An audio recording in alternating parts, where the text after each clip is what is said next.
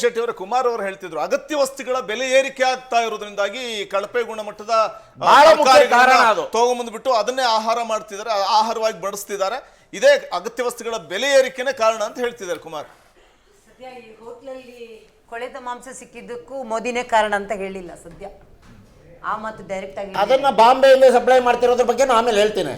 ಅವ್ರು ಮುಗಿದ್ಮೇಲೆ Bengaluru railway station ಯಾರು ಕಳಿಸ್ತಿದ್ದಾರೆ, ಮಹಾರಾಷ್ಟ್ರದಿಂದ, ಗುಜರಾತ್ ಇಂದ, ರಾಜಸ್ಥಾನದಿಂದ ಯಾರು ಕಳಿಸ್ತಿದ್ದಾರೆ ಒಂದು ನಿಮಿಷ ಮಾತಾಡಿ, ಅದನ್ನು ಮಾತಾಡೋಣ. ಇವಾಗ 3 ದಿನದಿಂದ ಒಂದು 26 ಪ್ರೀಮಿಯಂ ಹೋಟೆಲ್ಗಳಲ್ಲಿ ಏನು ಈ ಥರ ರೈಡ್ ಮಾಡಿದಾರ. ಆ್ಯಕ್ಚುಲಿ ಇದು 3 ದಿನದ ಹಿಂದೆ ಅಲ್ಲ, ನಿಯಮಿತವಾಗಿ ಮಾಡ್ತಾ ಇರಬೇಕು. ಕರಿದ ಎಣ್ಣೆನೆ ಮತ್ತೆ ಕರೀತಾರೆ. ಬೇರೆ ಬೇರೆ ದೇಶಗಳಲ್ಲಿ ಇದೆ, ಇದು ಹೊರ ರಾಷ್ಟ್ರಗಳಲ್ಲೆಲ್ಲ ಇದೆ. ಲೈಸೆನ್ಸೇ ಕ್ಯಾನ್ಸಲ್ ಮಾಡುವಂಥದ್ದು ಈ ಥರ ಇದೆ. ಏನಾಗಿದೆ ಅಂದರೆ ಯಾರು ಇದನ್ನು ಚೆಕ್ ಮಾಡ್ತಾ ಇಲ್ಲ. ಆರೋಗ್ಯ ನಾನು ಹೇಳುದು ಲೈಸೆನ್ಸ್ ಕ್ಯಾನ್ಸಲ್ ನೋಡಿ, ಕೊರೋನಾ ಕಾಲಘಟ್ಟ ನಂತರ ಹೋಟೆಲ್ ಉದ್ಯಮಗಳು ಬಹಳ ಕಷ್ಟಪಟ್ಟಿದ್ದಾರೆ. ಅದಾದ್ಮೇಲೆ ಈಗ ಬಿಸ್ನೆಸ್ ಚಿಗುರ್ತಾ ಇರುವಾಗ ಅವ್ರಿಗೆ ಅವಾಗ ನಿಯಮಿತವಾಗ ಏನು ಅದನ್ನೇ ನಾನು ಏನು ಹೇಳ್ತಾ ಇದ್ದೀನಿ ಅಂದ್ರೆ, ನಿಯಮಿತವಾದ ಏನು ಈ ಚೆಕ್ಕಿಂಗ್ಗಳಿರುತ್ತೆ, ಆರೋಗ್ಯ ಭಾಗ್ಯ ಅನ್ನೋದು ಅದಕ್ಕಿಂತ ದೊಡ್ಡ ಭಾಗ್ಯ ಯಾವುದೂ ಇಲ್ಲ. ಆರೋಗ್ಯವನ್ನು ರಕ್ಷಿಸೋದು ಎಲ್ರಿಗೂ ಅದು ಕರ್ತವ್ಯ ಕೂಡ. ಬರೀ ಇದು ಆರೋಗ್ಯ ಇಲಾಖೆ ಮಾತ್ರ ಅಲ್ಲ, ಹಾರ್ಟಿಕಲ್ಚರ್ ಇಲಾಖೆ ಇರ್ಬೋದು ಅಥವಾ ಕೃಷಿ ಇಲಾಖೆ ಇರ್ಬೋದು, ಹಾಪ್ಕಾಮ್ಸ್ಗಳಲ್ಲಿ ಯಾವ ಥರ ಫ್ರೂಟ್ಸ್ ಇರುತ್ತೆ, ಪ್ರತಿಯೊಬ್ಬರು ಇದನ್ನು ಮುಂಜಾಗ್ರತೆ ತಗೋಬೇಕು. ಇದು ಮಾಡುವಲ್ಲಿ ನಿಜಕ್ಕೂ ನಾವು ಇದರ ಬಗ್ಗೆ ನಾವು ಇವತ್ತು ವಿರೋಧ ಚರ್ಚೆ ಮಾಡಕ್ ಬಂದಿಲ್ಲ. ಖಂಡಿತವಾಗ್ಲೂ ರಾಜಕೀಯ ಮಾಡುವಂಥದ್ದಲ್ಲ, ಅಲ್ಲ ಖಂಡಿತ ಇದು ನಾನು ಹೇಳ್ತಿರೋದು ಇದನ್ನ ನಿಯಮಿತವಾದ ಚರ್ಚೆ ಆಗಬೇಕು. ಹೋಟೆಲ್ಗಳಿಗೆ ಇದರದ ಬಗ್ಗೆ ಏನು ಟ್ರೈನಿಂಗ್ ಇರ್ಬೋದು, ಮತ್ತೊಂದಿರ್ಬೋದು, ಏನು ಮಾಡ್ತಾ ಇದ್ದೀವಿ ಅರಿವು ಮೂಡಿಸುವ ಕೆಲಸ ಆಗಬೇಕು. ಸಡನ್ ಆಗಿ ಹೋಗೋದು, ಅವ್ರ ಹೋಟ್ಲ್ ಹೆಸರು ತೋರಿಸೋದು, ಮೀಡಿಯಾಕ್ಕೆ ತೋರಿಸೋದು, ನಿಜಕ್ಕೂ ಅವ್ರದ್ದು ಏನೋ ನಾವು ಇದರಲ್ಲಿ ಎಲ್ಲರದ್ದು ತಪ್ಪಿದೆ. ಯಾರು ತಪ್ಪು, ಯಾರಿದ್ರ ಜವಾಬ್ದಾರಿ ತಗೋಬೇಕಂದ್ರೆ ಬರೀ ಉದ್ಯಮಿಗಳು ಮಾತ್ರ ಅಲ್ಲ, ಸರ್ಕಾರ ಕೂಡ ಕೈ ಜೋಡಿಸಬೇಕು. ಈವನ್ ಗ್ರಾಹಕರು ಕೂಡ, ನಾವೆಲ್ಲ ರೇಟಿಂಗ್ ಕೊಡ್ತೀವಲ್ಲ, ನಾವು ಫುಡ್ ನೋಡಿದಾಗ ಏನಾಗಿದೆ ರೇಟಿಂಗ್ ಕೊಡ್ಬೋದಲ್ಲ, ಗ್ರಾಹಕರು ಕೂಡ. ನಾನು ಹೇಳ್ತಿರೋದು ಪ್ರತಿಯೊಬ್ಬರು ಇದರಲ್ಲಿ ಕೈ ಜೋಡಿಸಬೇಕು. ಒಂದು, ಎರಡನೇದು ಇವ್ರು ಹೇಳ್ದಂಗೆ ಬೆಲೆ ಏರಿಕೆ ಆಗಿದೆ, ಆ ಥರ ಕೊಳೆತ ಹಣ್ಣು ಆ ಥರ ಎಲ್ಲ ಹೋಟ್ಲವ್ರು ಮಾಡ್ತಾರಂತ ನಾನು ಇದಕ್ಕೆ ನಂಬಲ್ಲ.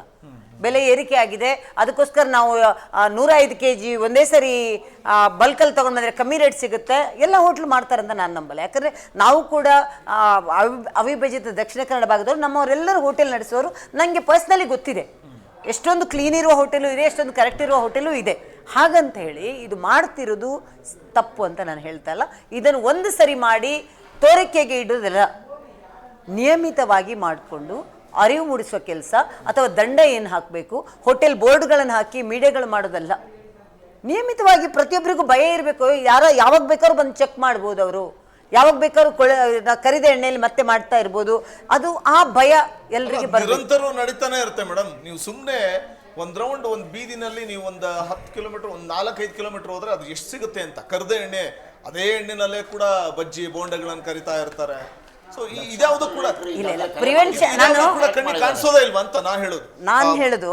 ಇದೆಲ್ಲ ರೆಡಿ ಮಾಡಬೇಕು. ಜನರ ಬಗ್ಗೆ ಕಾಳಜಿ ಇರುವ ಸರ್ಕಾರ ಆದ್ರೆ ಇದು ಕಲೆಕ್ಟಿವ್ ಎಫರ್ಟ್. ಅಲ್ಲ, ಕಲೆಕ್ಟಿವ್ ಎಫರ್ಟ್. ಇದು ಒಬ್ಬರಿಂದ ನಾವು ಒಬ್ಬರನ್ನು ದೂಷಿಸೋದಾಗ್ಲಿ ಅಥವಾ ಇಲ್ಲಿ ಹೋಟ್ಲವ್ರು ಮಾಡಿದಾರೆ ಅಂತ, ಇದು ಕಲೆಕ್ಟಿವ್ ಎಫರ್ಟ್. ಈಗ ಹೋಟ್ಲಲ್ಲಿ ಯಾವುದೇ ಒಂದು ಪ್ಯಾಕೆಟ್ ಬಂದಾಗ ಅದು ಫಸ್ಟ್ ಟೈಮ್ ಯಾವ ಬೈ ಮಾಡಿದೀವಿ, ಅದರದ್ದು ಏನು ಎಕ್ಸ್ಪೈರಿ ಡೇಟ್ ಏನಿದೆ, ಅದು ಮೀಟಲ್ಲಿ ಎಲ್ಲಿ ಸಿಗ್ತಾ ಇದೆ ಗಮನ ಹರಿಸ್ತಾ ಇಲ್ಲ. ನೋಡಿ, ಎಷ್ಟೋ ಜನರಿಗೆ ಏನೋ ನೋಡಿ ವೀಕೆಂಡ್ ಆದ್ರೆ ಬೆಂಗಳೂರಿನಂತ ನಗರದಲ್ಲಿ ಎಲ್ಲರೂ ಆಚೆ ಹೋಗಿ ಊಟ ಮಾಡೋದು ಸರ್ವೇ ಸಾಮಾನ್ಯ. ಯಾರೋ ಹೊಸದಾಗಿ ಸ್ಯಾಲರಿ ಬರ್ತಾರೆ, ಆಯ್ತಪ್ಪ ಊಟ ಹೋಗೋದು ಸರ್ವೇ ಸಾಮಾನ್ಯ ಇದು. ಹಾಗಂತೇಳಿ ಇದನ್ನು ಮಾಡುವವ್ರು ಯಾರು? ಅದನ್ನ ಯಾರು ಕಿಚನ್ಗೆ ಹೋಗಿ ನೋಡ್ತಾರ? ಯಾರು ನೋಡಲ್ಲ. ನಾನು ಹೇಳ್ತಿರೋದು ಹೆಲ್ದಿ. ಇದು ಮನೆಯಲ್ಲೂ ಇರ್ಬೋದು, ಫ್ರಿಜ್ಜಲ್ಲಿ ನಾವು ಇಡೋದು ನಿಜಕ್ಕೂ ಇದು ಅಪಾಯಕಾರಿ ಕೂಡ. ಇದನ್ನು ಎಚ್ಚೆತ್ಕೊಂಡು ಈಗಲಾದ್ರೂ ಅಟ್ಲೀಸ್ಟ್ ರೈಡ್ ಮಾಡಿದ್ದಾರೆ, ಇದು ಒಳ್ಳೇದೇ. ಹಾಗಂತೇಳಿ ನಾನು ಈ ವಾಹಿನಿ ಮುಖಾಂತರ ಕೇಳೋದು ಅಧಿಕಾರಿಗಳಿಗೆ, ದಯವಿಟ್ಟು ನಿಯಮಿತವಾಗಿ ಮಾಡಿ. ಯಾರ್ದೋ ಒಂದು ಹೋಟೆಲ್ಗಳದ್ದು ಬೋರ್ಡ್ಗಳನ್ನು ತೋರಿಸಿ ಅವರ ಬಿಸ್ನೆಸ್ಗೆ ಇದು ಮಾಡೋ ಬದಲು ಅವ್ರಿಗೆ ತಿಳಿ ಹೇಳುವ ಕೆಲಸ ಮಾಡಲಿ. ಮೊದಲು ಒಂದನೇದು ವಾರ್ನಿಂಗ, ಇನ್ನೊಂದು ದಂಡನ, ಮೂರನೇದು ಕೊನೆ ಸ್ಟೆಪ್ಪು ಲೈಸೆನ್ಸ್ ಕ್ಯಾನ್ಸಲ್ ಮಾಡೋಕ್ಕೆ ಹೋಗಲಿ. ಆದರೆ ಇದು ಕಠಿಣವಾಗಿ ಮಾಡಲೇಬೇಕು. ಯಾಕಂದರೆ ಜನರ ಒಂದು ಆರೋಗ್ಯದ ಇಂಪಾರ್ಟೆಂಟ್ ಇದರಲ್ಲಿ ಇಂಪ್ಯಾಕ್ಟ್ ಆಗೋದ್ರಿಂದ ತುಂಬ ಇಂಪಾರ್ಟೆಂಟ್ ಮಾಡಬೇಕಾಗುತ್ತೆ. ಆರೋಗ್ಯನೇ ಇಲ್ಲ ಅಂತಂದ್ರೆ ಕೋಟಿ ದುಡ್ಡು ಇಟ್ಕೊಂಡು ಏನ್ ಮಾಡ್ತೀರಾ ಮೇಡಮ್? ಮೇನ್ ಮನುಷ್ಯನ್ ಬೇಕಾಗಿರೋದೇ ಆರೋಗ್ಯ ಮತ್ತೆ ನೆಮ್ಮದಿ. ಈಗಿರುವ ಜನ ಇದನ್ನು ಒಪ್ಕೋತಾರ ಅಂತ ಅನ್ಕೋತೀನಿ. ಬ್ಯುಸಿ ಲೈಫ್ ಶೆಡ್ಯೂಲ್ ಅಲ್ಲಿ ಸ್ವಿಗ್ಗಿ, ಟೊಮೆಟೊ ಆರ್ಡರ್ ಮಾಡೋದಾಗಲಿ, ಹೋಟೆಲ್ಗೆ ಹೋಗೋದಾಗಲಿ ಕಾಮನ್, ನಮ್ಗೆ ಗೊತ್ತಿರಲ್ಲ ಅಲ್ಲಿ ಯಾವ ಕಡೆಯಿಂದ ಅಡುಗೆ ಮಾಡಿದ್ದಾರೆ, ಎಷ್ಟು ಕ್ಲೀನಿಂಗ್ ಮಾಡಿದ್ದಾರೆ ಯಾರಿಗೂ ಗೊತ್ತಿರಲ್ಲ. ನಾವು ಪ್ರತಿದಿನ ನಾವು ನೋಡ್ತೀವಿ, ಈ ಪ್ರತಿಯೊಬ್ಬರ ಮನೆಯಲ್ಲೂ ಇದು ನಡೀತಾ ಇರುವಂತದ್ದು. ಆದ್ರಿಂದ ಇತ್ತೀಚೆಗೆ ಎಷ್ಟೋ ಜನ ಆರೋಗ್ಯ ಹಾಳಾಗೋದಕ್ಕೆ ಇದು ಒಂದು ಕಾರಣ ಇರ್ಬೋದು ಅಂತ ನಾನು ಅನಿಸ್ತೇನೆ. ಪ್ರೇಮಮೂರ್ತಿ ಅವರು ಬಹುಶಃ ತಾವು ವೀಕೆಂಡ್ ಬಂದಂತಹ ಸಂದರ್ಭದಲ್ಲಿ ಅಥವಾ ಏನಾದರೂ ಒಂದು ಪಾರ್ಟಿ ಅಥವಾ ಮನೆಯವರೆಲ್ಲರೂ ಕೂಡ ಇವತ್ತು ಹೋಟೆಲ್ಗೆ ಹೋಗೋಣ ಊಟಕ್ಕೆ ಅನ್ನುವಂಥ ಒಂದು ನಿಟ್ಟಲ್ಲಿ ಮನೇಲಿ ಮಾಡ್ಕೊಳ್ಳೋದು ಇದ್ದೇ ಇರುತ್ತೆ ಪ್ರತಿದಿನ, ವಾರದಲ್ಲಿ ಒಂದಿನ ಅಂತನೋ ಅಥವಾ ವೀಕೆಂಡ್ನಲ್ಲಿ ಹೋಗೋಣ ಅಂತಂದಾಗ ಇಂಥವ್ರು ಕೇಳಿದಾಗ ನಿಜಕ್ಕೂ ಶಾಕ್ ಆಗುತ್ತೆ. ಬಹುಶಃ ಈ ಮಟ್ಟದ ಒಂದು ಕ್ವಾಲಿಟಿ ಇಲ್ಲದೆ ಇರುವಂಥ ಆಹಾರವನ್ನು ನಾವು ಸೇವನೆ ಮಾಡ್ತೀವ. ಒಂದು ಹೈಫೈ ಹೋಟ್ಲಿಗೆ ಹೋಗೋಣ, ಐಷಾರಾಮಿಗೆ ಹೋಟ್ಲಿಗೆ ಹೋಗೋಣ ಅಂತ ಅವತ್ತು ದುಡ್ಡು ನೋಡಲ್ಲ. ಇಡೀ ತಿಂಗಳೆಲ್ಲ ದುಡ್ದಿರುವಂಥ ಆ ಒಂದು ಕೈಗಳಿಗೆ ಅವತ್ತಿನ ದಿನ ಒಂದು ಒಳ್ಳೆ ಹೋಟ್ಲಿಗೆ ಹೋಗ್ಬಿಟ್ಟು ಚೆನ್ನಾಗಿ ಊಟ ಮಾಡಿಕೊಂಡು ಖುಷಿಯಾಗಿ ಮನೆಗೆ ಬರೋಣ ಅನ್ನೋರಿಗೆ ಇಲ್ಲಿ ಹೋಗಿ ದುಬಾರಿ ದುಡ್ಡನ್ನು ತೆತ್ತಿರೋದಲ್ಲದೆ ಅನಾರೋಗ್ಯವನ್ನು ಕೂಡ ಹೊತ್ಕೊಂಡು ಮನೆಗೆ ಬರೋದಿದೆಯಲ್ಲ, ಎಂಥ ವಿಪರ್ಯಾಸ ಇದು ಅಂತ. ಖಂಡಿತ ಸರ್, ಖಂಡಿತ. ಈಗ ಈ ನೀವು ಮಾಧ್ಯಮದ ಮೂಲಕ ಇವಾಗ ತೋರಿಸ್ತಾ ಇದ್ದೀರಲ್ಲ, ಇನ್ನು ಲೈಫಲ್ಲಿ ನಾವು ಈ 3 ಸ್ಟಾರ್ 5 ಸ್ಟಾರ್ ಹೋಟ್ಲಿಗೆ ಹೋಗ್ಬಾರ್ದು ಅಂತ ನಾವು ಇವತ್ತು ತೀರ್ಮಾನ ಮಾಡ್ಬೋದು. ಯಾಕಂದರೆ ನಾವೊಂದು ರೋಡಲ್ಲಿ ಹೋಗಬೇಕಾದ್ರೆ ಬಜ್ಜಿ ಬೋಂಡ ವ್ಯಾಪಾರ ಮಾಡ್ತಿರ್ತಾರೆ, ಅವ್ರ ಎಣ್ಣೆ ನಾವು ನೋಡ್ತೀವಿ, ಅವ್ರ ಆ ಬಾಂಡಿನಲ್ಲಿ ನೋಡ್ತೀವಿ ಎಣ್ಣೆ ಕಪ್ಪಗಾಗಿದೆಯಾ, ಹೆಂಗಿದೆ, ಇವತ್ತು ಹಾಕಿದಾರ ಎಣ್ಣೆ, ನಿನ್ನೆ ಹಾಕಿದಾರ ಅಂತ ನೋಡ್ಬಿಟ್ಟು ನಾವು ಸಾಮಾನ್ಯವಾಗಿ ಇಲ್ಲ 2ನೇ ಸಲ ಮಾಡಿದಾಗ ಕಪ್ಪಾಗತ್ತೆ ಸರ್.